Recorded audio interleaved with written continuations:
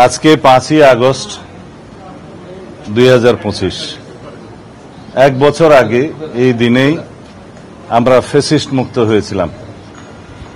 হাজারো ছাত্র জনতার রক্তের বিনিময়ে অর্জিত হয়েছিল বাংলাদেশের এই ফ্যাসিস্ট মুক্ত বাংলাদেশ। বিগত 16 বছরের অবিরাম সংগ্রাম এবং যারা রক্তদান করেছেন বাংলাদেশের মানুষের অধিকার আদায়ের জন্য তাদের সকলের প্রতি শ্রদ্ধা জ্ঞাপন করি, বিনম্র শ্রদ্ধা জ্ঞাপন করি। বিগত 2024-এর জুলাই আগস্টের ছাত্রগণ অভ্যুত্থানে যারা শহীদ হয়েছেন, আহত হয়েছেন, চিরতরে পঙ্গুত্ব বরণ করেছেন তাদের সকলের প্রতি সমবেদনা এবং শ্রদ্ধা জ্ঞাপন করছি। আজকের এই দিনে আমাদের বিশাল অর্জন।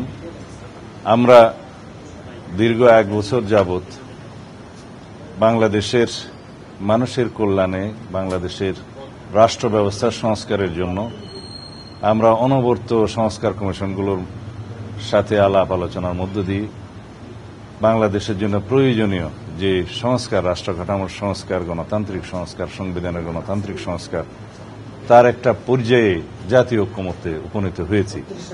সেটা আশা করি খুব শিগগিরই ঐক্যমতের ভিত্তিতে যথাযথ প্রক্রিয়া স্বাক্ষরিত হবে এবং আশা করি সেটা বাস্তবায়ন প্রক্রিয়া নিয়েও যদি আলাপ আলোচনা হয় সেখানেও আমরা অংশগ্রহণ করব।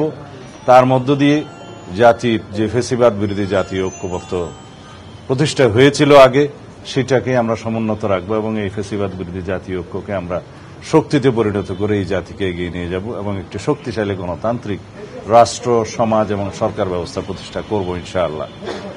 আজকে মাননীয় প্রধান উপদেষ্টা 2টি গুরুত্বপূর্ণ ঘোষণা দিয়েছেন। একটি জুলাই ঘোষণাপত্র আর একটি জাতির উদ্দেশ্যে ভাষণের মধ্য দিয়ে তিনি নির্বাচনের ঘোষণা দিয়েছেন। আমরা দুটোকেই স্বাগত জানাই। জুলাই ঘোষণাপত্রের যে সমস্ত ঘোষণা তাকে রাষ্ট্রীয়ভাবে এবং সাংবিধানিকভাবে স্বীকৃতি দেওয়ার জন্য আমরা প্রতিশ্রুতিবদ্ধ এবং যথাযোগ্য জায়গায় সংবিধানে সেটা স্থাপন করা হবে, সেই প্রতিশ্রুতি আমরা আগেও দিয়েছিলাম। এবং জুলাইয়ের যোদ্ধাদের, জুলাই শহীদদের, ছাত্রগণ অভ্যুত্থানের যারা শহীদ হয়েছেন তাদেরকে জাতীয় বীরের মর্যাদা দেওয়াটা সমুচিত হয়েছে, সেটা আমাদের প্রাণের দাবি। এবং যারা আহত হয়েছেন, যারা বিভিন্নভাবে ক্ষতিগ্রস্ত হয়েছেন তাদেরকে বিভিন্নভাবে আইনি সুরক্ষা, সহযোগিতা এবং রাষ্ট্রীয়ভাবে সহযোগিতার প্রতিশ্রুতি তিনি যেমন দিয়েছেন, সারা জাতি দিয়েছে, আমরাও দিচ্ছি।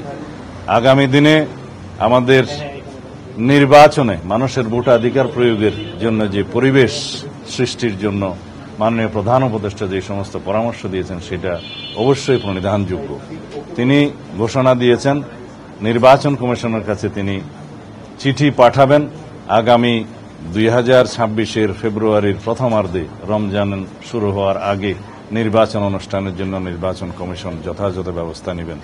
অবশ্যই নির্বাচন কমিশন তফসিল ঘোষণা করবেন যথাসময়ে, কিন্তু মাননীয় প্রধান উপদেষ্টা আজকে যে নির্দেশনা দিয়েছেন তার ভাষণের মধ্য দিয়ে এবং চিঠি প্রদান করবেন নির্বাচন কমিশনকে যা বলেছেন, সেই ঘোষণার জন্য আমরা সবাই অপেক্ষা করছিলাম এবং সারা জাতি অপেক্ষা করছিল। এর মধ্য দিয়ে বাংলাদেশে যে নির্বাচন অনুষ্ঠান নিয়ে যে একটি দুদুল্যমানতা ছিল বলে অনেকে মনে করছিলেন, তাদের মধ্যে সেই দুদুল্যমানতাটা রইল না এবং সারা জাতি একটি নির্বাচনমুখী পরিবেশের মধ্য দিয়ে যাবে এবং সেই নির্বাচনের আবহ সৃষ্টি হবে। আগামী দিনের নির্বাচন ইনশাআল্লাহ সুষ্ঠু, নিরপেক্ষ, অবাধ এবং বিশ্বের মধ্যে সবচাইতে প্রশংসিত একটি নির্বাচন অনুষ্ঠান হবে বলে আমরা আশা করি এবং সেই লক্ষ্যে সমগ্র জাতিকে এবং সমস্ত জনগণকে প্রস্তুতি নেওয়ার জন্য আমরা আমাদের পক্ষ থেকে আহ্বান জানাচ্ছি। ধন্যবাদ। আপনারা বারবার বলছেন যে নির্বাচনের ঘোষণা দেওয়ার পর আর রাষ্ট্রের যে ভারসাম্য নিয়ে নানা সময় প্রশ্ন উঠছে, আজকের পর থেকে আসলে সেই সংকটটা কেটে গেল কিনা? আমরা মনে করি এই ঘোষণার মধ্য দিয়ে রাষ্ট্রে রাজনৈতিক স্থিতিশীলতা আরো বেশি প্রতিষ্ঠিত হবে এবং কোন রকমের কোন অনিশ্চিত পরিবেশ বা ব্যবসা বাণিজ্য বিনিয়োগে আর থাকবে না। সবকিছুই সচল হবে এবং গতিশীলতা পাবে। আমরা এটাই আশা করি। ধন্যবাদ।